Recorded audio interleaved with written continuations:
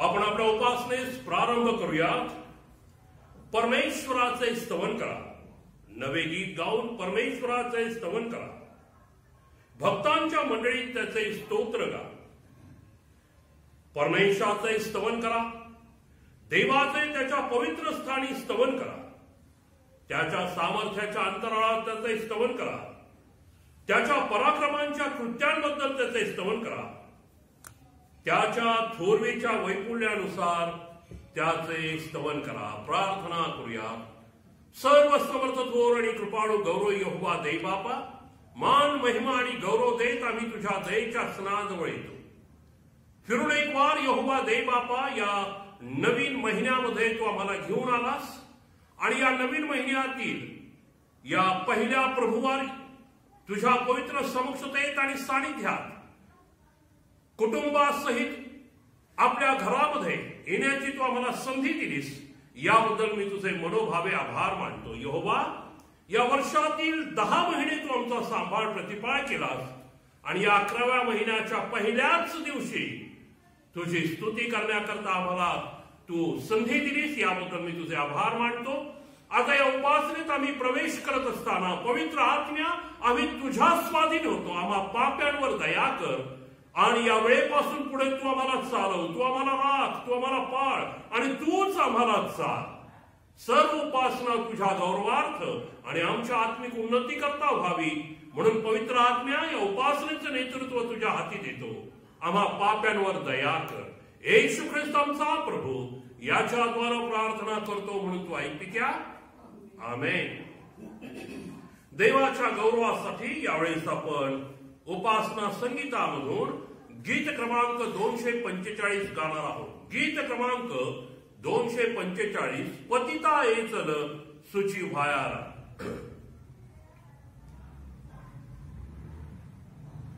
पतिता येचल सुची व्हायाला, प्रभु येशू पदास धरी, अघ सिंधू मधुनी तरायाला,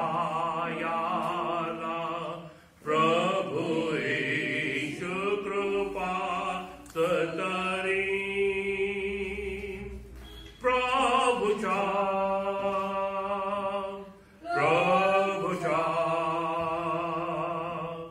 प्रभुच्या धरवण्य पदा, जय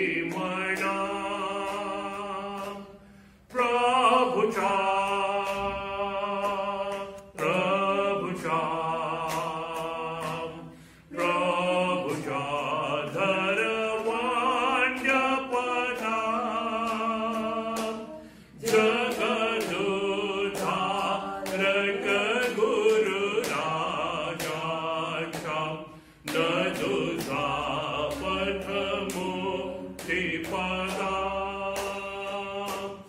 मनुजांच्या हरिय ख्याताप प्रणती करुणा करितो प्रभु पाशे चलत्यजनी पाप शरणागतता रकतो प्रभुचा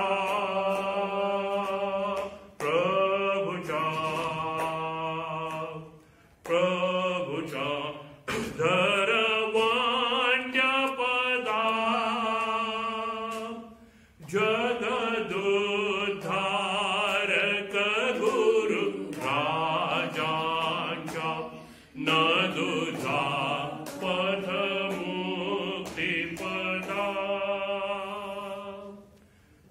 यावेळेस आपण प्रेषिकीय मतांगिका एकत्र मिळून सादर करूया। सर्व समर्थ एकच देव जो पिता आकाश व पृथ्वी यांचा उत्पन्न करता त्याचवर मी विश्वास ठेवतो आणि त्याचा एकुलता एक पुत्र आमचा प्रभू येशू ख्रिस्त जो पवित्र आत्म्याच्या योगाने गर्भरूप झाला, कुमारी मरियेच्या उदरी जन्मास आला, ज्याने पंत पिलाताच्या वेळेस दुःख भोगिले, ज्याला वधस्तंभी दिले, जो मरण पावला व ज्याला पुरले, जो अधोलोकात उतरला, तिसऱ्या दिवशी मेलेल्यातून पुन्हा उठला, स्वर्गात चढला आणि सर्वशक्तिमान देव जो पिता ह्याच्या उजवीकडे बसला आहे, तेथून जिवंतांचा व मेलेल्यांचा न्याय करावयास जो येणार आहे त्याचवर मी विश्वास करतो। पवित्र आत्मा, पवित्र सार्वत्रिक मंडळी, पवित्र जनांची सहभागिता, पापांची क्षमा, देहाचे पुनरुत्थान आणि सार्वकालिक जीवन यावर मी विश्वास ठेवतो। आमेन।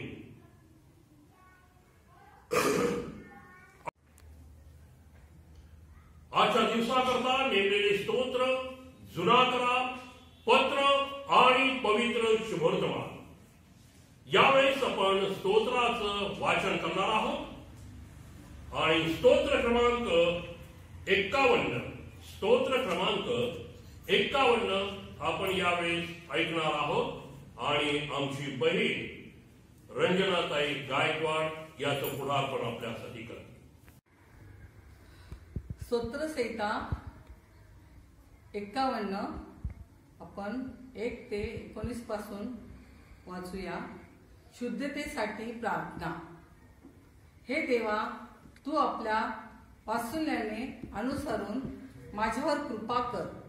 तू आपल्या व्याकुल करुणेला अनुसरून माझे अपराध काढून टाक। मला धुवून माझे दोष पूर्णपणे काढून टाक। माझे पाप दूर करून मला निर्मळ कर, कारण मी आपले अपराध जाणून आहे। माझे पाप माझ्या पुढे नित्य आहे।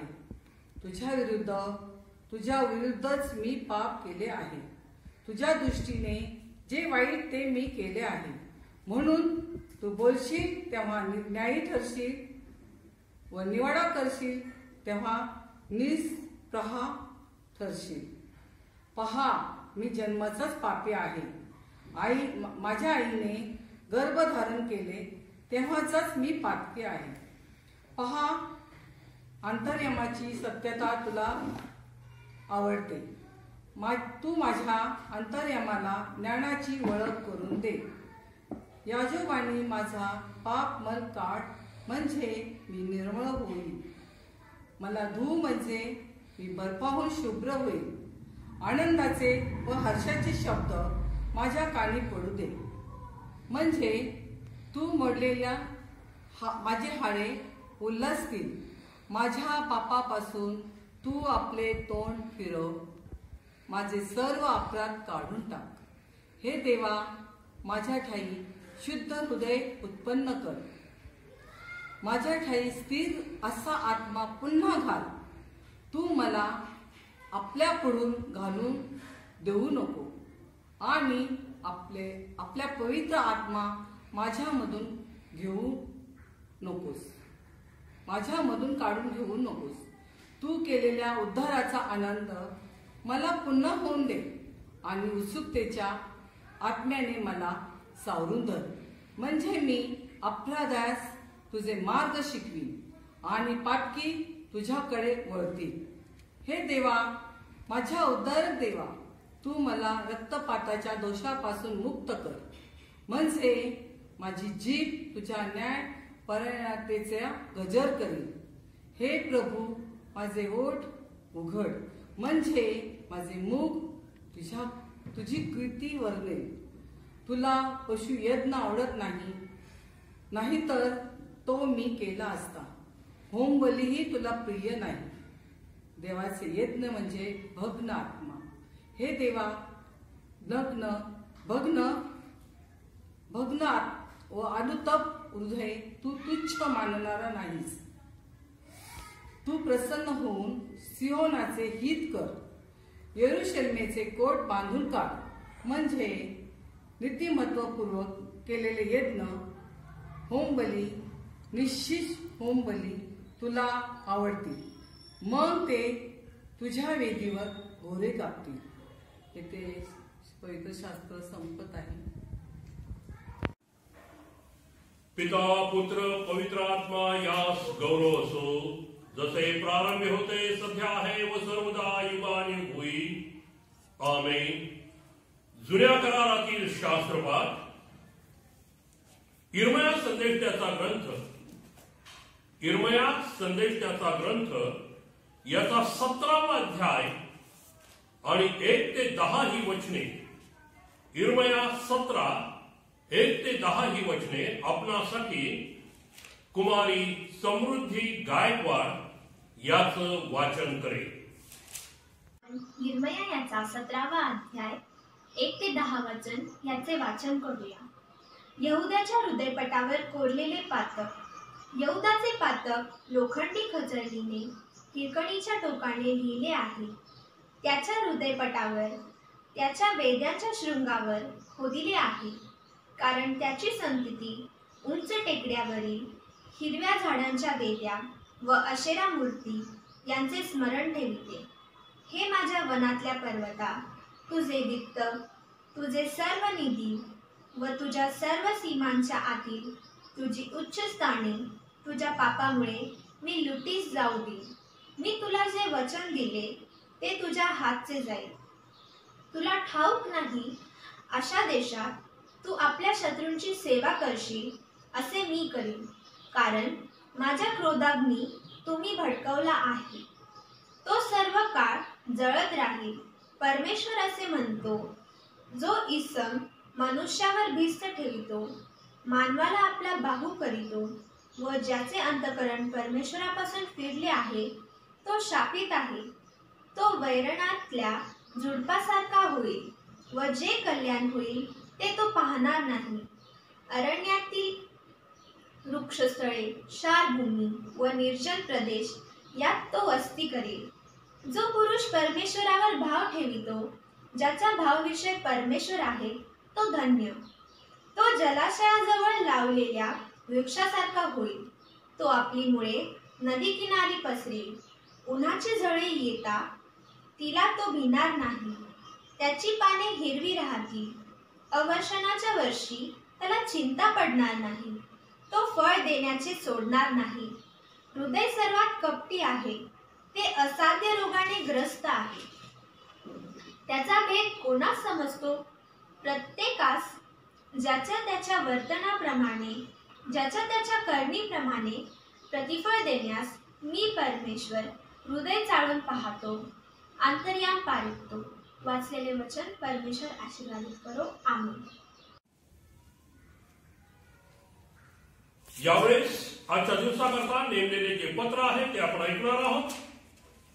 प्रेषितांची कृत्ये याचा 8वा अध्याय आणि 14 ते 25 ही वचने. प्रेषित 8 14 ते 25 ही वचने आपण ऐकणार आहोत आणि आपल्यासाठी हा शास्त्रपाठ आमची मुलगी सौ नम्रता गायकवाड हा शास्त्रपाठ वाचेल. प्रेषितांची कृत्ये याचा 8वा अध्याय 14 ते 25 ही वचने आज आपण वाचणार आहोत. शमरोनामध्ये पेत्र व योहान. मग शोम्रोनाने देवाचे वचन स्वीकारले असे यरुशलेमीतल्या प्रेषितांनी ऐकून त्यांच्याकडे पेत्र व योहान यांना पाठवले. ते तिथे आल्यावर त्यांनी त्यास पवित्र आत्मा मिळावा म्हणून त्यांच्यासाठी प्रार्थना केली, कारण तोपर्यंत त्यांच्यापैकी कोणावरही तो उतरला नव्हता. प्रभू येशूच्या नावात त्यांचा बाप्तिस्मा मात्र झाला होता. तेव्हा त्यांनी त्यांच्यावर आपले हात ठेवले आणि त्यांना पवित्र आत्मा मिळाला. मग प्रेषितांचे हात ठेवल्याने पवित्र आत्मा मिळतो हे पाहून शिमोनाने त्यांना पैसे देऊ करून म्हटले, ज्या कोणावर मी आपले हात ठेवीन त्याला पवित्र आत्मा मिळावा असा अधिकार मलाही द्या. तेव्हा पेत्र त्याला म्हणाला, तुझ्या रुपयांचा तुझ्याबरोबर नाश हो, कारण द्रव्य देऊन देवाचे दान मिळविण्याचा तू विचार केलास. ह्या गोष्टीत तुला भाग किंवा वाटा नाही, कारण तुझे अंतःकरण देवाच्या दृष्टीने नीट नाही. तू आपल्या दुष्टतेचा पश्चाताप करून प्रभूजवळ विनंती कर, म्हणजे तुझ्या अंतःकरणातल्या कल्पनेची तुला कदाचित क्षमा होईल, कारण तू अतिशय कटुतेत व अनितीच्या बंधनात आहेस असे मला दिसते. तेव्हा शिमोनाने म्हटले, तुम्ही सांगितलेल्या गोष्टींपैकी काही माझ्यावर येऊ नये म्हणून माझ्यासाठी तुम्ही प्रभूजवळ विनंती करा. नंतर त्यांनी साक्ष देऊन प्रभूचे वचन गाजवल्यावर ते यरुशलेमेत परत गेले आणि येताना त्यांनी शमरोनी लोकांच्या पुष्कळशा गावातून सुवार्ता सांगितली. वाचलेली वचन दैबाप आपणासाठी आशीर्वादित करो, त्याच्या नावाला मान महिमा आणि गौरव आता आणि इथून पुढे युगानुयुग असो. आमीन. आजच्या दिवसाकरता नेमलेले पवित्र शुभवर्तमान संत मत्त्यानं लिहिलेले पवित्र शुभवर्तमान, संत मत्त्यानं लिहिलेले पवित्र शुभवर्तमान याचा 6वा अध्याय आणि 19 ते 24. संत मत्त्यानं लिहिलेले पवित्र शुभवर्तमान 6वा अध्याय 19 ते 24 ही वचने. खरीखुरी संपत्ती. पृथ्वीवर आपल्यासाठी संपत्ती साठवू नका. तेथे कसर व जंग खाऊन नाश करीतात आणि चोर घर फोडून चोरी करतात. तर स्वर्गात आपल्यासाठी संपत्ती साठवा. तेथे कसर व जंग खाऊन नाश करीत नाही व चोर घरफोडी करीत नाही व चोरीही करीत नाही. कारण जेथे तुझे धन आहे तेथे तुझे मनही लागेल. प्रकाश आणि अंधार. डोळा शरीराचा दिवा आहे. ह्यास्तव तुझा डोळा निर्दोष असला तर तुझे संपूर्ण शरीर प्रकाशमय होईल, पण तुझा डोळा सदोष असला तर तुझे संपूर्ण शरीर अंधकारमय होईल. ह्यास्तव तुझ्यातील प्रकाश जर अंधार असला तर तो अंधार केवढा. कोणीही 2 धन्यांची चाकरी करू शकत नाही, कारण तो एकाचा द्वेष करेल व दुसऱ्यावर प्रीती करील, अथवा एकाशी निष्ठेने वागेल व दुसऱ्याला तुच्छ मानी. तुम्ही देवाची आणि धनाची चाकरी करू शकत नाही. येथे पवित्र शुभवर्तमान वाचन समाप्त होते. वाचलेल्या या सर्व वचनांवर दैबाप आशीर्वाद पाठवो. त्याच्या नावाला मान महिमा आणि गौरव आता आणि इथून पुढे युगानुयुग असो. आमेन. यावेळेस आपण मध्यस्थीच्या प्रार्थनेमध्ये जात आहोत. प्रार्थना करूया. सर्व समर्थ थोर आणि कृपाळू गौरव यहोवा दैबापा, मान महिमा आणि गौरव देत आम्ही तुझ्या दयेच्या सणाजवळ येतो. कृपावंत होऊन यहोवा दैबापा, या वर्षातील 10 महिने तू आमच्या बरोबर राहिला. आमचा एबनेझर होऊन तो आमचा प्रतिपाळ केला. प्रामुख्याने गत 6 महिन्यामध्ये या भयंकर महामारीच्या प्रसंगातून संपूर्ण जग, आमचा देश, आमचा परिसर जात असताना आम्हा प्रत्येकाला आमच्या कुटुंबासह सुरक्षित ठेवलंस, सुस्थितीत आणि सजीव ठेवलंस. प्रत्येक गोष्टींचा पुरवठा होऊ दिलास. या तुझ्या अनंत अशा उपकारांबद्दल, प्रीतीबद्दल आम्ही तुझे मनपूर्वक आभार मानतो. बापा देवा परमेश्वरा, पवित्र वचन आमच्या कानावर पडू दिलीस. आशीर्वादित आहेतच, आज ती नव्यानं आशीर्वादित होऊ दे. आणि या वचनाद्वारा आम्हाप्रत येणारा बोध सर्व थैव पवित्र आत्म्या तुझ्याद्वारच असावा. होय, तुझ्याद्वारच असावा, अशी आमची प्रार्थना आणि विनंती आहे. यहोवा दे बाबा, एकपर्यंत या मंडळीचा एवनेजर झालास, या मंडळीला चालवलंस, राखलंस, याबद्दल मी तुझे आभार मानतो. या मंडळीतील वडील वर्ग, शाबाद शाळा, त्यांचे शिक्षक आणि सर्व विद्यार्थी, योग संघ आणि मंडळीतील प्रत्येक सभासद, या सर्वांना तुझा आशीर्वाद दे, तुझी कृपा पुरव. ज्यांना आरोग्याची गरज आहे त्यांना आरोग्य प्राप्त होऊ दे. पिता परमेश्वरा, अडीअडचणीतून जात असतील त्यातनं त्यांना तू बाहेर काढ. काळजी, चिंता, विवंचनेमध्ये असतील त्यातून त्यांना सोडव. आणि प्रत्येकाला यहोवा आशीर्वादी आरोग्य संपन्न जीवन प्राप्त होऊ दे. आम्ही प्रार्थना करतो पिता परमेश्वरा, चर्च ऑफ नॉर्थ इंडिया या संस्थेसाठी, या संस्थेचे सन्माननीय मॉडरेटर, डेप्युटी मॉडरेटर आणि सर्व पदाधिकारी, संस्थेअंतर्गत असणारे 27 धर्मप्रांत, त्या 27 धर्मप्रांतांचे प्रमुख धर्माचार्य अर्थात बिशप, त्यामध्ये पुणे धर्मप्रांत आणि पुणे धर्मप्रांताचे bishop right reverend Paul Dupare, त्यांच्या अधिपत्याखाली असणाऱ्या सर्व मंडळ्या, त्या मंडळांचे प्रमुख याजक, सहयाजक, डीकन्स, लेडीज, उपासक, सर्वांवर आपला आशीर्वाद पाठव. आणि तुझं आणि तुझंच कार्य सर्वांद्वारा व्हावं आणि तू उंचावला जावा असं तू होऊ दे. यहोवा दे बापा, विशेष रीतीनं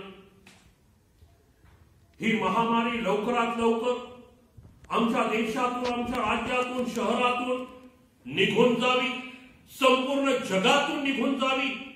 विशेष रीतीनं आमचा देश नव्यानं सुजलाम सुफलाम व्हावा असं दयेने आणि कृपेने होऊ दे. या देशाचे पंतप्रधान, राष्ट्रपती, केंद्रीय मंत्रिमंडळ, सर्व राज्य, त्यांचे मुख्यमंत्री, उपमुख्यमंत्री, राज्यस्तरीय मंत्रिमंडळ, या सर्वांना शर्मोन राजासारखा सुज्ञतेचा आत्मा दे. बापा देवा परमेश्वरा, या देशाचं परकीय आणि अंतर्गत आक्रमणांपासून संरक्षण करण्याकरता कार्यरत असणारी सर्व संरक्षण यंत्रणा यांना आम्ही तुझ्या हाती देतो. त्या प्रत्येकाला सांभाळ, तुझं आरोग्य पुरव, तुझं संरक्षण दे. आणि त्या सर्वांनी या देशाचं संरक्षण करताना आपल्या प्राणांची आहुती दिलेली आहे, त्यांच्या कुटुंबीय मंडळींचं सांत्वन कर. अपेक्षित मदत थेट त्यांच्यापर्यंत जावी असं तू कर. यहोवा दे बापा, सर्व जगात चालू असलेलं सुवार्ता प्रसाराचं कार्य, संजीवनाच्या सभा, आरोग्यदानाच्या सभा, भक्त, सेवक, उपासक, माध्यमांसह आशीर्वादी तरी फलद्रूप होऊ दे. प्रत्येक गुडघा येशू नाझरेतकराच्या नावावर टेकला जावा. प्रत्येक मुखानं येशू हाच प्रभू आहे, येशू हाच तारणारा, मुक्तिदाता आणि रोगमुक्त करणारा आहे, हा विश्वास बाळगावा असं तू कर. यहोवा दे बापा, या लॉकडाऊनच्या काळामध्ये 1 पर्यंत मजपाट्यासहित प्रत्येक याजकाला आणि पास्टर्सला, सेवकांना ऑनलाईन सेवा तुझ्या लोकांना देण्याकरता तू सहाय्य केलंस, आरोग्य पुरवलंस, याबद्दल मी तुझे आभार मानतो. आणि प्रार्थना करतो यहोवा दे बाबा, इथून पुढे तुझं सहाय्य, तुझं सामर्थ्य, तुझी कृपा आम्हा सर्वांना पुरव, अशी माझी प्रार्थना आणि विनंती आहे. आम्ही प्रत्येकानं, माझ्यासहित माझे सहकारी बंधू रेव्हरंड पातारे, या मंडळीची जबाबदारी पार पाडत असता आम्हाला लागणारी शक्ती, सामर्थ्य, आरोग्य इथपर्यंत पुरवला आभार मानतो. येथून पुढेही पुरव आणि आमचे कुटुंबही आशीर्वादित कर. यहोवा दे बापा, या उपासनेत आम्ही पुढे जात आहोत. तुझं सहाय्य आणि मार्गदर्शन आम्हाला दे. यावेळेस विशेष आभार प्रदर्शनाची प्रार्थना करतो. पित्या परमेश्वरा, बऱ्याच प्रमाणामध्ये आता परिस्थिती आटोक्यात येत आहे, रुग्ण कमी होत आहेत. तुझे आभार मानतो. पित्या परमेश्वरा, लवकरच ही परिस्थिती बदलून जावी अशी आमची प्रार्थना. तारणारा प्रभू येशू ख्रिस्त याच्याद्वारे प्रार्थना करतो म्हणून तू ऐक पित्या. आमेन. यावेळेस आपण समर्पणामध्ये जाऊयात आणि समर्पणाचं गीत आपण देवाच्या गौरवासाठी गाऊयात. प्यारे मसीहा आशीष देना, आत्मा से तू भर दे. प्यारे मसीहा आशीष दे हमें, आत्मा से तू भर दे हमें. प्यारे मसीहा आशीष दे हमें, आत्मा से तू भर दे हमें. प्यारे मसीहा आशीष दे हमें, आत्मा से तू भर दे हमें. हालेलुया,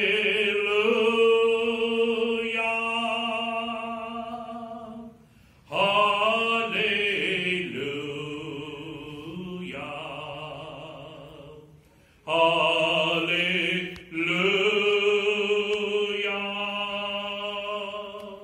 हालेलुया,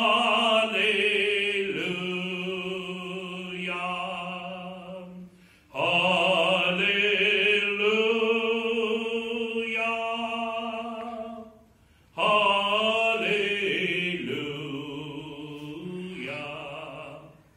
हालेलुया, हालेलुया,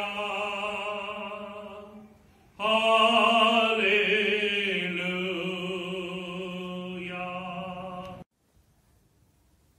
प्रार्थना करूयात. प्रीतीपूर्ण गौरव यहोवा दे बापा, फिरून एक वार या नवीन महिन्याच्या पहिल्या रविवारी प्रभुवारी तुझ्या समक्षतेत तू आम्हाला घेतलंस. तुझ्या पवित्र वचनातून मनन आणि चिंतन करण्याची संधी दिलीस, उपासनेची संधी दिलीस. आभार मानतो आणि यावेळेस प्रार्थना करतो. यहोवा दे बापा, तू बोल आणि आम्ही तुझी लेकरं ऐकत आहोत. पवित्र आत्म्या तू बोल आणि आम्ही तुझी लेकरं ऐकत आहोत. येशू ख्रिस्तांचा प्रभू याच्या द्वारे. आमेन. प्रभूच्या नावाला धन्यवाद देऊया, त्याची उपकार स्तुती करूया. बघता बघता झपाट्यानं या वर्षातील 10 महिने सरून गेलेले आहेत आणि आपण आता 11व्या महिन्याच्या पहिल्या प्रभुवारी परमेश्वर देव बापाच्या उपासने करता त्याच्या पवित्र समक्षतेत आणि सानिध्यात त्याच्या योजनेप्रमाणे एकत्र आलेलो आहोत. या 10 महिन्यातील हा 6 महिन्याचा कालावधी संपूर्ण जगभरासाठी अत्यंतिक वाईट मानवी दृष्टिकोनातून गेलेला आहे. या व्हायरसमुळे लाखोच्या संख्येनं संपूर्ण जगभरामध्ये लोक मृत्युमुखी पडलेले आहेत, पडत आहेत. 2 दिवसापूर्वीच्या वृत्तपत्रामधून मी वाचलं, फ्रान्स या देशामध्ये परत या रोगाचा विषाणूचा संसर्ग वाढलेला आहे आणि एकाच दिवसात 50,000 इतके रुग्ण आढळलेले आहेत. तज्ञांच्या माहितीनुसार आणि म्हणण्यानुसार डिसेंबर, जानेवारी, फेब्रुवारी या दरम्यान आपल्या देशामध्ये सुद्धा प्रादुर्भाव वाढण्याची शक्यता न करता येईल. पुष्कळ लोक ही प्रार्थना करत आहे. व्हॉट्सअपच्या माध्यमातून मी पाहतो पुष्कळ लोक संदेश पाठवत आहे. असे दिवस आणि असे वर्ष परत कधीच येऊ नये. होय, निश्चित अर्थानं कधीच येऊ नये ही इच्छा बाळगणं खूप चांगलं आहे. परंतु 6 महिन्याचा कालावधी लोटलेला असताना अजूनही जर आपण नीट पाहिलं तर पुष्कळशे आपले ख्रिस्ती बांधव हे या कालावधीला काय नाही आम्हाला निवांत राहण्याकरता देवानं दिलेली संधी आहे, आराम करण्याकरता देवानं दिलेली संधी आहे, अनेक अशा प्रकारे विचार करत आहेत. परंतु माझ्यासारख्या याजकाला जर विचारलं तर मी म्हणेन प्रभूची सहनशीलता, पेत्र म्हणतो त्याप्रमाणे प्रभूची सहनशीलता वाट बघत आहे. आणि कशाची वाट बघत आहे? देवाच्या दृष्टीनं आपलं अंतःकरण सुस्थितीत असावं, नीट आणि चांगलं असावं आणि आपण अंतःकरणानं, अंतर्यामानं, मनानं, चित्तानं देवाशी जोडलं जा, देवाशी जोडलं जा. होय, आणि म्हणून देवाची सहनशीलता वाट पाहत आहे. असो, प्रत्येक जण वेगवेगळ्या अर्थानं या दिवसांकडे पाहत आहे. ज्याला त्याला देवाच्या न्यायासनासमोर खऱ्या अर्थानं उभं राहावं लागणार आहे. हे न बदलणारं सत्य पवित्र शास्त्रात ग्रंथित आहे. आणि बापाने जर आंबट द्राक्ष खाल्ले तर मुलाचे दात आंबणार नाही, हे यशाचं म्हणणं खोटं नाही, हेही आपल्याला कळतं. आणि म्हणून कितपत गांभीर्यानं आपण अंतःकरणापासून देवाशी जडण्याचा प्रयत्न करत आहोत हे ज्याचं त्यानं ठरवायचं आहे.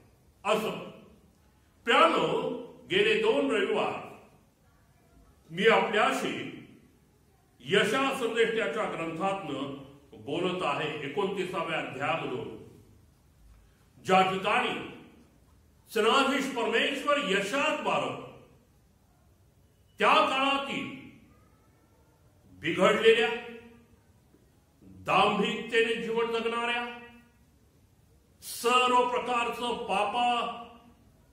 प्रकारे पापमय जीवन जगणाऱ्या, परंतु नियमित यज्ञ करणाऱ्या, उत्सव साजरे करणाऱ्या, मेळे भरवणाऱ्या, उपासना करणाऱ्या, गायन वादन करणाऱ्या लोकांना देव म्हणतो, हे लोक माझ्या समीप येतात आणि आपल्या तोंडच्या शब्दांना माझा सन्मानही करतात, पण आपलं अंतःकरण माझ्यापासून दूर ठेवतात. गेले 2 रविवार याच विषयी आपण मनन आणि चिंतन करत आहोत. आणि मला सांगायला आनंद वाटतो, आपल्या मंडळीचे एक सभासद मिस्टर डीकन, त्यांनी 2 दिवसापूर्वी व्हॉट्सअपवर या दोन्ही रविवारचे जे संदेश मी दिले ते त्यांनी लिहिले, लिखाण केलं ते, आणि व्हॉट्सअपवर मला ते पाठवलं आणि फार चांगली प्रतिक्रिया त्यांनी दिली. मी आभार मानतो बंधू डीकन यांचे मनपूर्वक. आणि त्यांनी मागे मला सांगितलं होतं की ते प्रत्येक संदेश नुसतं ऐकत नाहीत तर ते लिहून घेतात, प्रत्येक संदेश लिहून घेतात. निश्चित अर्थानं देवा प्रिय बंधू आपल्याला आणि आपल्या कुटुंबाला आशीर्वादित केल्याशिवाय राहणार नाही. आज आपण आणखी पुढे जात आहोत. विषय तोच आहे, यशा 29. हे लोक माझ्या समीप येतात, आपल्या तोंडच्या शब्दांना माझा सन्मान करतात, पण आपलं अंतःकरण मात्र माझ्यापासून दूर ठेवतात. आज आपण यिर्मया संदेशाच्या ग्रंथातून जेव्हा पाहतो, आज जे 3 शास्त्रपाठ आपण ऐकलेले आहेत, यिर्मया संदेशाचा ग्रंथ याचा 17वा अध्याय 1 ते 10 वचन, प्रेषितांची कृत्ये 8वा अध्याय 14 ते 25 वचन आणि मत्तई 6 19 ते 24 ही वचने. आणि या तिन्ही शास्त्रपाठामध्ये आणि स्तोत्रामध्ये सुद्धा स्तोत्र 51 या 4ही शास्त्रपाठामध्ये आपल्या अंतःकरणाचा, अंतर्यामाचा, मनाचा, हृदयाचा उल्लेख करण्यात आलेला आहे. स्तोत्र 51 आपल्याला माहिती आहे, राजा दाविदाचं पश्चातापाचं स्तोत्र आहे. जेव्हा त्यानं व्यभिचार केला आणि मग देवाकरवी त्याला निरोप पाठवण्यात आला, तो पश्चाताप्त झाला आणि पश्चाताप्त होत असताना तो देवाला म्हणतो, हे देवा, माझ्या ठाई शुद्ध हृदय उत्पन्न कर. देवा, माझ्या ठाई शुद्ध हृदय उत्पन्न कर. जेव्हा इथे बिघाड होतो, कृतीत बिघाड व्हायला वेळ लागत नाही. हृदयामध्ये, अंतर्यामामध्ये, अंतःकरणामध्ये जेव्हा बिघाड होतो, देवाच्या प्रिय मंडळी, कृतीमध्ये बिघाड व्हायला वेळ लागत नाही, विचारांमध्ये बिघाड व्हायला वेळ लागत नाही, आचरणामध्ये बिघाड व्हायला वेळ लागत नाही, दृष्टीमध्ये बिघाड व्हायला वेळ लागत नाही, आपल्या बोलण्यामध्ये बिघाड व्हायला वेळ लागत नाही. आणि म्हणून नीतिसूत्रकारानं फार छान सांगितलं. नीतिसूत्रकार म्हणतो, सर्व रक्षणीय वस्तूपेक्षा आपल्या अंतःकरणाचं विशेष रक्षण कर. का? कारण जीवनाचा उगम हा अंतःकरणापासून आहे. सर्व रक्षणीय वस्तूपेक्षा अंतःकरणाचं विशेष रक्षण कर. यिर्मया संदेशाच्या द्वार 17व्या अध्यायामध्ये आपण पाहतो, परमेश्वर देवा यशाद्वारा आपल्या लोकांशी बोलला, त्यांना पश्चातापाचं आव्हान केलं. जेव्हा यिर्मयाला पाचारण करून या लोकांकडे पाठवलं, त्यावेळेस हे लोक पण जसच्या तसेच होते, पुरेपूर बिघडून गेलेले होते. यिर्मया संदेशाचा ग्रंथ याचा 5वा अध्याय, यिर्मया संदेशाचा ग्रंथ याचा 5वा अध्याय, पहिल्याच वचनामध्ये देवा काय म्हणतो पहा, यरूशलेमेच्या गल्ल्यातून इकडून तिकडे धावा. यरूशलेमेच्या गल्ल्यांमधून इकडून तिकडे धावा व पाहून आपली खात्री करून घ्या. देव असं म्हणत नाही मी खात्री करून घेतो, नाही, त्याच लोकांना देव आव्हान करत आहे, फिरा यरूशलेमेच्या गल्ल्यातून इकडून तिकडे आणि तुम्ही तुमचीच खात्री करून घ्या. कशाची खात्री करून घ्या? तिच्या चौकात शोध करा. खात्री करा आणि शोध करा. कशाचा? कोणी धर्मानं वागणारा, सत्याची कास धरणारा सापडेल काय? कोणी धर्माने अथवा धार्मिकतेने, नीतिमत्वाने वागणारा सापडेल काय? सत्यानं वागणारा सापडेल काय? सापडल्यास मी त्याला क्षमा करेन. जर सापडला ना तर मी क्षमा करेन. देवाच्या प्रिय मंडळी, देवाचा अनुभव काय आहे? एकूण एक बिघडलेले आहेत, एकूण एक बिघडलेले आहेत, मार्ग भ्रष्ट झालेली जी परिस्थिती यशाच्या काळात होती तीच परिस्थिती यिर्मया संदेशाच्या काळात देवाला आढळत आहे. आणि हे लोकही धाडसानं सगळं काही करून काय करत होते? देवाच्या मंदिरात जात होते. या 7व्या अध्यायामध्ये जेव्हा आपण येतो, यिर्मया संदेशाचा ग्रंथ याचा 7वा अध्याय, आणि या 7व्या अध्यायामध्ये आपली वागणूक आणि कृती सुधारा हे आव्हान देवानं या लोकांना केलेलं आहे. काय म्हणतो देव पहा, यिर्मयाला परमेश्वरापासून वचन प्राप्त झाले ते हे, परमेश्वराच्या मंदिराच्या द्वारात उभा राहा व वचन जाहीर कर. कुठं उभा राहायला लावलंय यिर्मयाला?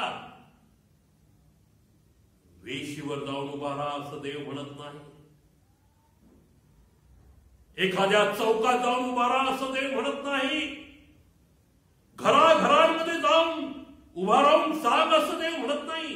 देव म्हणतो मंदिराच्या प्रवेशद्वाराजवळ यिर्मया उभा राहा आणि वचन जाहीर कर. काय वचन जाहीर करायचं? यहुदाचे सर्व लोक हो, परमेश्वराचं भजन पूजन करण्यासाठी या द्वारांनी आत जाता ते तुम्ही परमेश्वराचं वचन ऐका. सेनाधीश परमेश्वर इस्रायलाचा देव म्हणतो, आपले मार्ग व आपली कृती सुधारा, म्हणजे ह्या स्थळी तुमची वस्ती मी करवीन. हे परमेश्वराचं मंदिर, हे परमेश्वराचं मंदिर, हे परमेश्वराचं मंदिर असं बोलून लटक्या भाषणावर भिस्त ठेवू नका. जर तुम्ही आपले मार्ग व आपली कृती पूर्णपणे सुधाराल, माणसात खरा न्याय कराल, तर जो देश, जे स्थळ तुमच्या पूर्वजांना मी युगायुग दिले त्यात तुमची वस्ती होईल असे मी करेन. परमेश्वर त्यांना आव्हान करतात. पण ह्या लोकांना त्याचं गांभीर्य नव्हतंच.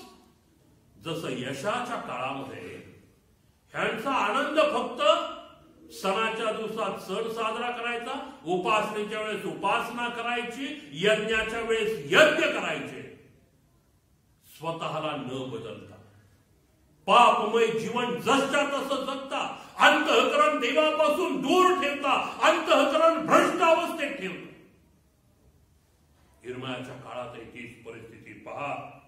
काय परमेश्वर म्हणतोय ना 9व्या वचनापासून, हे काय तुम्ही चोरी, खून, व्यभिचार करता, खोटी शपथ वाहता, बाल मूर्ती धूप दाखवता व ज्यास तुम्ही ओळखत नाही अशा अन्य देवांच्या मागे लागता, आणि मग येऊन ज्या मंदिरात मी माझे नाम दिले आहे त्यात माझ्या समोर उभे राहता व आमची मुक्ती झाली आहे म्हणून ही सर्व अमंगल कृत्ये करण्यास आम्हाला हरकत नाही असे मनात म्हणता, माझे नाव दिलेले हे मंदिर तुमच्या दृष्टीनं लुटारूंची गुहा आहे काय? पहा, हे माझ्या लक्षात येऊन चुकलं आहे असं परमेश्वर म्हणतो.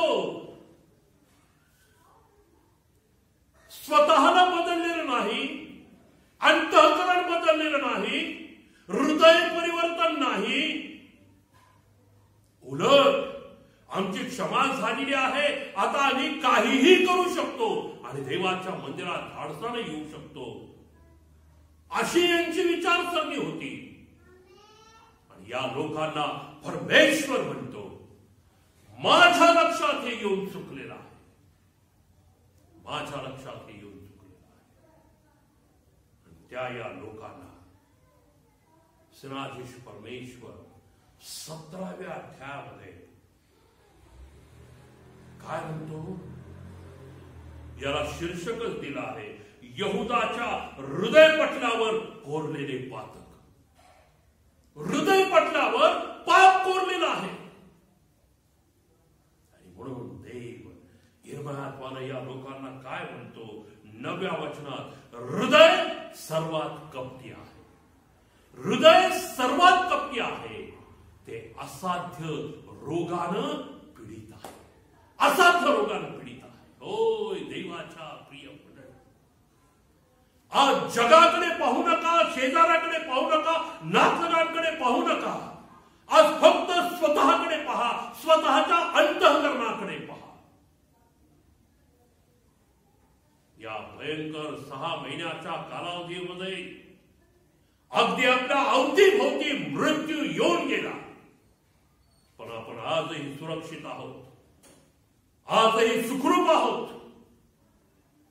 आपली धार्मिकता आहे, आपलं विश्वासूपण आहे. मुळीच देवाचं वचन म्हणतं, हा देव प्रतिदिनी आपला भार वाहतो, प्रतिदिनी आपला भार वाहतो आणि रोज सकाळी त्याची दया, त्याची करुणा नवी होते, तिच्यात तो खंड पडू देत नाही. म्हणून आपण सुस्थितीत राहिलो, त्याची सहनशीलता वाढ बघत आहे. आपल्या प्रत्येकाच्या अंतःकरणाला तो ओळखतो, कारण देवाचं वचन आपल्याला स्पष्टपणे सांगतं. यिर्मया 4:14 आणि स्तोत्र 7:9, हे देवा म्हणे अंतःकरणे पारखणारा तू आहेस. देवा म्हणे आणि अंतःकरण पारखणारा तू आहे. देवाला समजतं, देव अंतःकरण पारखतो. मागील रविवारी आपण पाहिलं, आपल्या दृष्टीनं आपण सर्व खूप चांगले आहोत, आपण सर्वजण खूप चांगले आहोत, पण देव अंतःकरण पारखतो. पाळक म्हणून माझे अंतःकरण तो पारखतो, उपासक म्हणून तो तुमचंही अंतःकरण पारखतो. हृदय असाध्य रोगानं पीडित आहे, असाध्य रोगानं. सर्वात कपटी आहे असं यिर्मया संदेष्टा म्हणतो. आणि अशा कपटानं भरलेल्या हृदयानं, असाध्य रोगानं भरलेल्या अंतःकरणानं देवाच्या प्रिय मंडळी, आपण कसं देवाच्या समीप जावं आणि या ओठांनी त्याचा गौरव करा. यिर्मया संदेष्टाच्या द्वारे देवाचं वचन म्हणतं, पेत्राच्या द्वारे देवाचं वचन आपल्याला सांगतं, नाही का? एकाच तोंडातून चांगलं आणि वाईट पाणी येणार नाही. एकाच तोंडातनं आशीर्वाद आणि शाप, निंदा आणि स्तुती अमान्य आहे देवा, अमान्य. एका मंडळीत मी सेवा करत असताना एक वयोवृद्ध गृहस्थ माझ्याकडे आले आणि ते मला म्हणते, पाळीसाहेब जरा बाहेर येता का? म्हटलं येतो ना अंकल. आणि मी त्यांच्याबरोबर बाहेर आलो. एक बाग होता, बसा म्हणे इथं. सगळे लोक गटागटानं उभे होते, चहा पीत होते, बिस्किट खात होते, गप्पाही मारत होते. आणि मग त्यांनी मला प्रश्न विचारला, पाळीसाहेब तुम्हाला काय वाटतं, हे लोक कशाविषयी बोलत असतात, काय चर्चा असते त्यांची एकमेकांमध्ये? तर म्हटलं, अंकल कदाचित एकमेकांच्या कुटुंबाबद्दल बोलत असतील, आपल्या उपासनेबद्दल बोलत असतील. त्यांनी मला सांगितलं, पाळीसाहेब तुम्ही काही माझ्याबद्दल विचार करा, पण म्हणे मी 3 गटांची चर्चा ऐकून, 3 गटांची चर्चा ऐकून, आणि त्या 3ही गटामध्ये स्वतःच्या कुटुंबाबद्दल बोललं जात नव्हतं, उपासनेबद्दल बोललं जात नव्हतं, फक्त गॉसिपिंग चालू होतं, फक्त गॉसिपिंग. किती बनावट आहेत बघा हे लोक. म्हणे चर्च मधनं बाहेर येताना तुम्हाला हात दिला, तुमच्या मागच मी उभा होतो. कितीतरी लोक म्हणाले, पाळीसाहेब खूप छान संदेश झाला, पाळीसाहेब खूप छान संदेश. आणि जवळजवळ प्रत्येक रविवारची ही प्रतिक्रिया मी ऐकतो. परिणाम काय होतोय हो पाळीसाहेब? किती दांभिक लोक आहेत, किती जाणीवपूर्वक हे देवाचा अपमान करतात. देवाच्या अंतःकरण फार महत्वाचं आहे देवाच्या दृष्टीनं. हृदय फार महत्वाचं आहे देवाच्या दृष्टीनं. जीवनाचा उगम आहे तिथे असं म्हटलेलं आहे, जीवनाचा उगम. आणि आपल्याला झालेला बिघाड कळत नाही असं नाही. सुज्ञ आहोत आपण, सुशिक्षित आहोत, उच्च शिक्षा विभूषित आहोत, पण जर ही साधी गोष्ट आपल्या लक्षात येत नसेल, देवाच्या न्यायासनासमोर आपल्याला उभं राहावं लागणार आहे हे विसरू नका. उद्याची खात्री मानू नकोस हे विसरू नका. देवाच्या असाध्य रोगानं पीडित अंतःकरण, कपटानं भरलेलं हृदय, द्वेषानं मत्सरानं भरलेलं अंतःकरण, वैरत्वानं भरलेलं अंतःकरण, जे अंतःकरणात तेच मुखावाटे निघतं असं येशू म्हणतो. आणि जर हे अंतःकरण देवाच्या दृष्टीनं चांगलं नाही, नीट नाही, आपण काय आशीर्वाद गमावले आज आपण पाहणार आहोत. काय आशीर्वाद गमावले? चला आपण पहिला प्रसंग पाहणार आहोत. आपण वाचलेला पत्राचा भाग, प्रेषितांची कृत्ये याचा 8वा अध्याय. प्रेषितांची कृत्ये याचा 8वा अध्याय. आणि या 8व्या अध्यायामध्ये आपल्याला खूप बोलका प्रसंग पाहायला मिळतो. पहा, प्रेषितांची कृत्ये 8वा अध्याय. आणि या ठिकाणी यरुशलेमेतल्या मंडळीचा फार छळ झालेला आहे. प्रेषितांची पांगापांग झालेली आहे. स्तेफनाचा मृत्यू झालेला आहे. आणि असं असताना मग शमरोनातून परत प्रेषितांनी एकत्र येऊन सुवार्ता प्रसाराला सुरुवात केलेली आहे.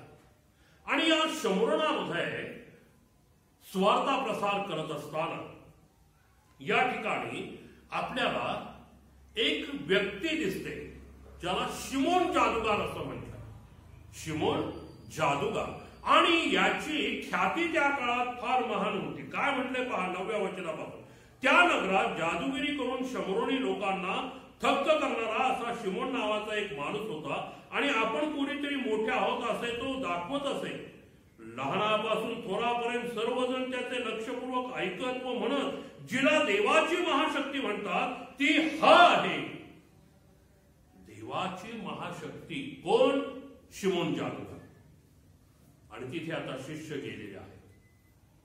शिष्यांनी सुवार्ता सांगितलेली आहे. आणि सुवार्थ शमरोनातल्या लोकांनी विश्वास ठेवलेला आहे. विश्वास ठेवल्यानंतर त्यांनी बाप्तिस्मा घेतलेला आहे. आणि बाप्तिस्मा घेतल्यावर त्यांना पवित्र आत्म्याचं दान प्राप्त झालेलं आहे. हा शिमोन जादूगार हे सगळं पाहत आहे. शिमोन जादूगारानं हे सगळं पाहिलेलं आहे. पहा, आपल्याला हे 14व्या वचनापासून पुढे पाहायला मिळते. तेव्हा या ठिकाणी एक प्रसंग असा घडलेला आहे. काय घडलंय? शिमोन जादूगारानं पेत्र आणि योहानानं जे केलं ते सगळं पाहिलं.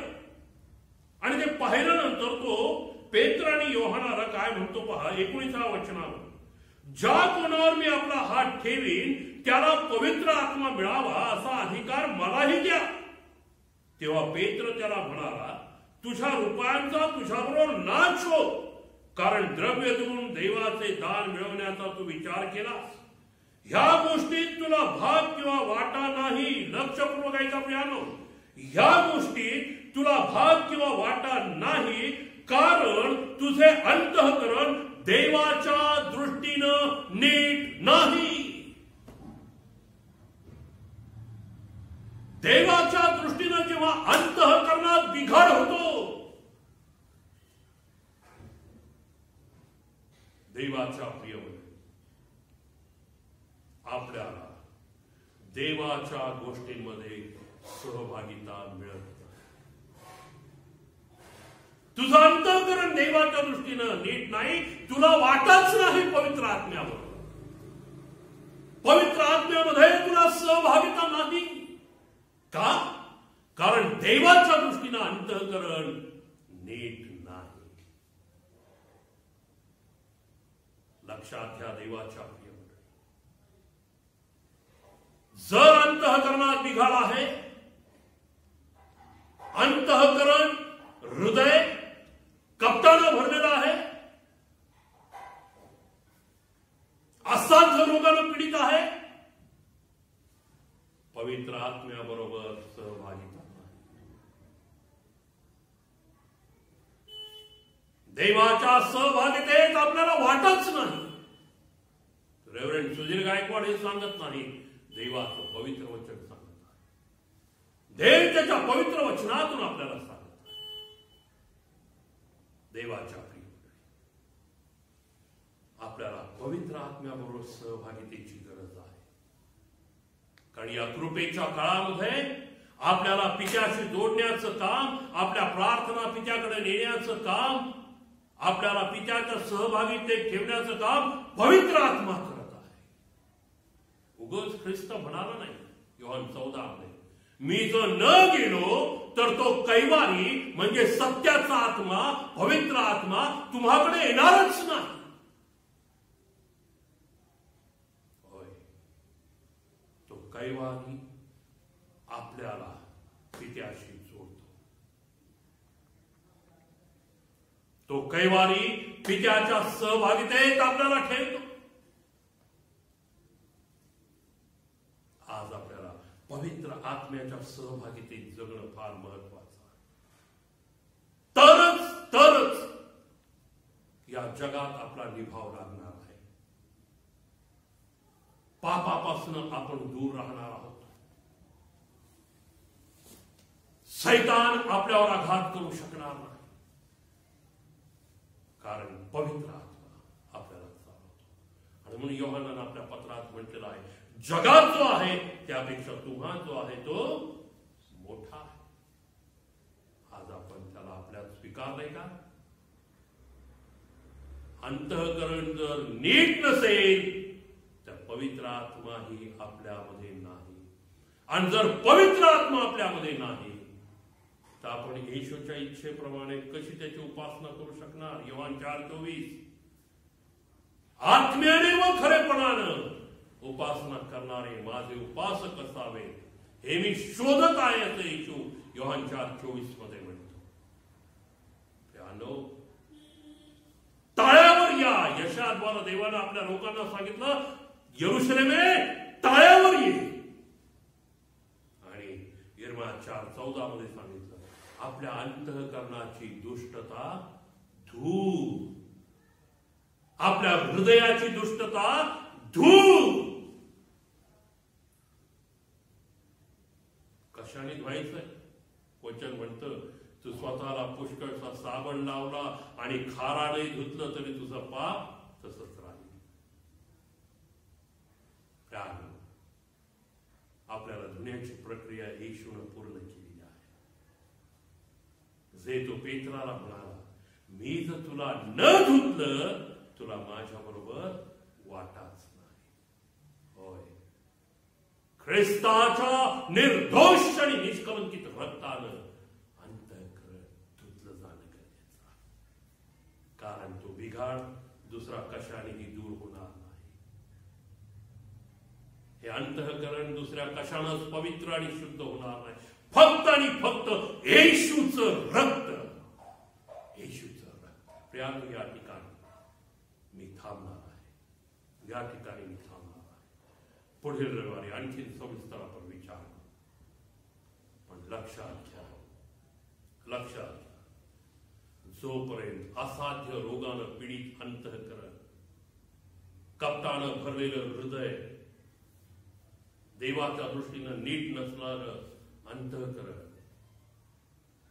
पवित्र होत नाही, पवित्र आत्म्याबरोबर सहभागिता नाही, म्हणजेच देव पित्याबरोबर, देव पुत्राबरोबर सहभागिता नाही. लक्षात घ्या, आपल्या अवतीभोवती आज कोण आहे? गर्जना करणारा सिंह. पेत्र म्हणाला, सैतान गर्जना करणाऱ्या सिंहासारखा कोणाला गिळावं हे शोधत फिरत आहे. जर त्याचं भक्ष होऊ नये असं वाटत असेल, आजच नव आत्ताच गुडघ्यावर घ्या. अश्रुपूर्ण नेत्रांनी पश्चातापाची पेरणी करा. हर्षाने कापणीसाठी तयार व्हा. देवाचं वचन म्हणतं, यास्तव ज्यास ऐकावास कान आहे तो हे ऐको. प्रार्थना. यहोवा आभार मानतो या वचनांवर आम्हाशी बोलला. ऐकणारे कान, समजणारं मन आणि त्याप्रमाणे वागणारा अंतःकरण द्यावशी प्रार्थना येशू ख्रिस्त आमचा प्रभू याच्या द्वारे करतो म्हणून तो ऐकली द्या. आमेन. या आठवड्यामध्ये ज्यांचे जन्मदिवस आणि लग्न वाढदिवस संपन्न होणार आहेत त्यांची नावं येण्याप्रमाणे आहेत. मिसेस नंदा सुनील कुटरे, 1/11 हा त्यांचा जन्मदिवस आहे. त्याचप्रमाणे मार्कस जेकब 1/11 वाढदिवस आहे. मिसेस सुजना अडसुळे 1/11 वाढदिवस आहे. त्याचप्रमाणे मिसेस जेनिफर आणि मिस्टर जॉन्सन झिंक यांचा 2/11 लग्न वाढदिवस संपन्न होत आहे. कुमारी दीक्षा क्षेत्रे 3/11 वाढदिवस संपन्न होत आहे. मिसेस सुरेखा सत्राळकर 3/11 वाढदिवस संपन्न होत आहे. मिस्टर मनोज मिरचंदानी 4/11 वाढदिवस संपन्न होत आहे. परितोष साळवे 4/11 वाढदिवस साजरा होत आहे. मिस्टर अरविंद सत्राळकर 4/11 वाढदिवस संपन्न होत आहे.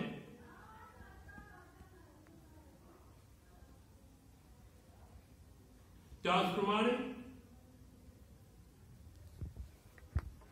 सुप्रिया कुटरे 6/11 वाढदिवस संपन्न होणार आहे. मिसेस स्मृती शिंदे 6/11 वाढदिवस संपन्न होत आहे. श्रीमती वासंतिका जेकब 6/11 वाढदिवस संपन्न होत आहेत. आणि विशेष रीतीनं मला सांगायला आनंद वाटतो की या प्रिय माता 90व्या वर्षामध्ये पदार्पण करत आहे. देवबाप त्यांना आशीर्वाद देव. त्याचप्रमाणे मिसेस प्राजक्ता आणि मिस्टर तुषार रेड्डी यांचा 6/11 रोजी लग्न वाढदिवस संपन्न होत आहे. त्याचप्रमाणे हर्षल चितारे यांचा 7 तारखेला जन्मदिवस संपन्न होत आहे. आणि रेवंत जेकब याचाही 7/11 जन्मदिवस संपन्न होत आहे. या सर्वांसाठी आपण प्रार्थना करूया. सर्व समर्थ यहोवा देवबापा, ज्या प्रत्येकाचे जन्मदिवस 1 तारखेपासून पुढील दिवसांमध्ये येणाऱ्या दिवसांमध्ये आहेत, ज्यांची नावं आम्ही आता वाचलेली आहेत, तू सर्व जाणतोस. त्या प्रत्येकांसाठी आम्ही प्रार्थना करतो. यहोवा देवबापा, प्रथम आभार प्रदर्शनाची इतके वर्ष तू त्यांना सांभाळलं, त्यांचा प्रतिपाळ केलास.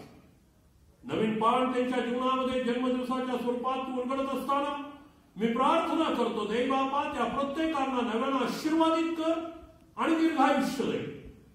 त्याचप्रमाणे माझी प्रार्थना आहे झिंक कुटुंबासाठी.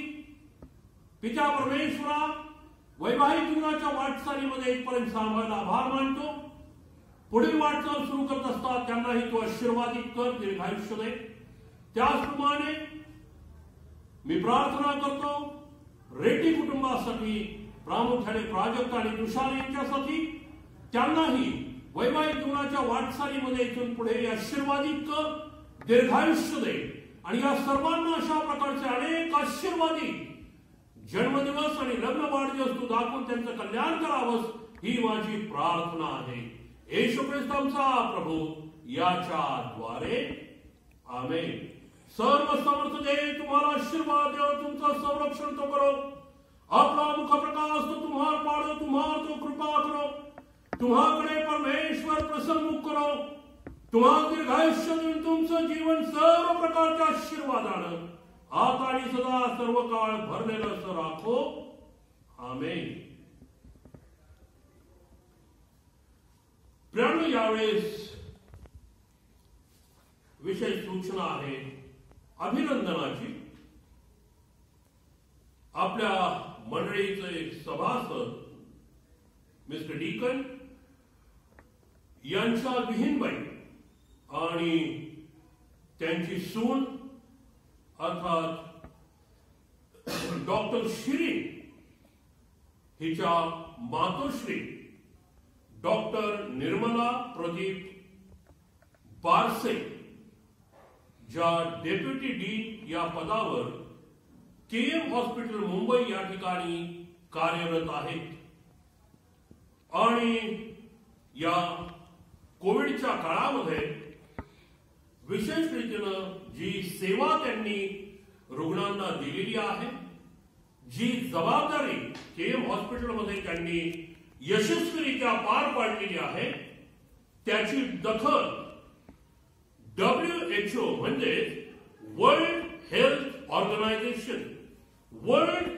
ऑर्गनायझेशन या संस्थेने त्यांच्या कार्याची दखल घेतली आणि त्यांना कोविड योद्धा म्हणून सन्मानित केलेला आहे। ही विशेष आनंदाची बाब आहे, अभिमानास्पद बाब आहे आणि म्हणून सर्वप्रथम आपण परमेश्वर देव बापाला डॉक्टर निर्मला प्रदीप बारसे यांच्या सेवा कार्याबद्दल धन्यवाद दिला आणि वर्ल्ड हेल्थ ऑर्गनायझेशनने हा जो त्यांचा सन्मान केलेला आहे कोविड योद्धा म्हणून, त्याबद्दल सेंट लूक मंडळीच्या वतीनं मी त्यांचे मनपूर्वक अभिनंदन करतो आणि येणाऱ्या दिवसांमध्ये परमेश्वर देव बापानं अधिक रीतीनं त्यांच्याकडनं कार्य करून घ्यावं, त्यांना अधिक रीतीनं सन्मानित करावं ही परमेश्वर चरणी प्रार्थना करतो आणि परत एक वार मी डॉक्टर निलिमा प्रदीप बारसे यांचं सेंट लूक मंडळीचा प्रमुख आचार्य या नात्यानं आणि मंडळीच्या वतीनं मनपूर्वक अभिनंदन करतो। देवबाप तुम्हाला आशीर्वाद देव। त्याचप्रमाणे आमची बहीण सौ रंजनाताई गायकवाड यांचाही कोविड योद्धा म्हणून खडकी कॅन्टोन्मेंट हॉस्पिटलमध्ये त्या कार्यरत आहेत आणि त्या ठिकाणी एका खडकीमधील एका मुस्लिम ट्रस्टच्या वतीनं त्यांनाही कोविड योद्धा म्हणून सन्मानित करण्यात आलेला आहे आणि आमच्या मंडळीसाठी ही बाब ही अभिनंदनीय आहे, अभिमानास्पद आहे आणि म्हणून या बहिणीसाठी सुद्धा आम्ही परमेश्वराला धन्यवाद देतो आणि प्रिय रंजनाताईच मंडळीचा प्रमुख आचार्य या नात्यानं आणि मंडळीच्या वतीनं मनपूर्वक अभिनंदन करतो। देवबाप तुम्हाला आशीर्वाद देव। प्रार्थना करूया। पिता परमेश्वरा, यावेळेस आम्ही प्रार्थना करतो आभार प्रदर्शनाची डॉक्टर निर्मलाताई यांच्यासाठी आणि बहीण रंजना दोघींनाही या कोविड पेशंटला देऊ केलेल्या सेवेबद्दल सन्मानित करण्यात आलेला आहे। पिता, आम्ही तुझे आभार मानतो आणि प्रार्थना करतो त्यांना आशीर्वादित कर, त्यांची कुटुंबीय आशीर्वादित कर आणि अधिक जोमाने सेवा करण्याकरता त्यांना तू पिता परमेश्वरा सहाय्य कर ही माझी प्रार्थना आहे। येशू ख्रिस्त आमचा प्रभू याच्याद्वारे प्रार्थना करतो म्हणून तू ऐक पिता, आमेन। यावेळेस आपण प्रभूने शिकवलेली प्रार्थना म्हणूया, त्यानंतर आपण आशीर्वाद घेऊ आणि सोन्यदेव हे गीत गाऊन उपासनेची सांगता करूया। हे आमच्या स्वर्गातील बापा, तुझे नाम पवित्र मानले जाओ, तुझे राज्य येऊ, जसं स्वर्गात तसे पृथ्वीवरही तुझ्या इच्छेप्रमाणे हो।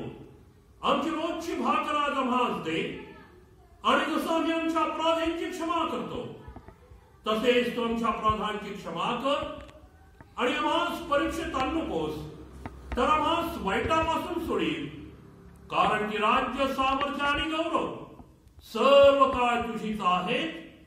आमेन। सर्व समर्थ देव पिता, पुत्र, पवित्र आत्मा याचा अनुग्रह, शांती, प्रीती आणि सहभागिता आता आणि सदा सर्व काळ आम्हा सह वस्ती करो। आमेन, आमेन।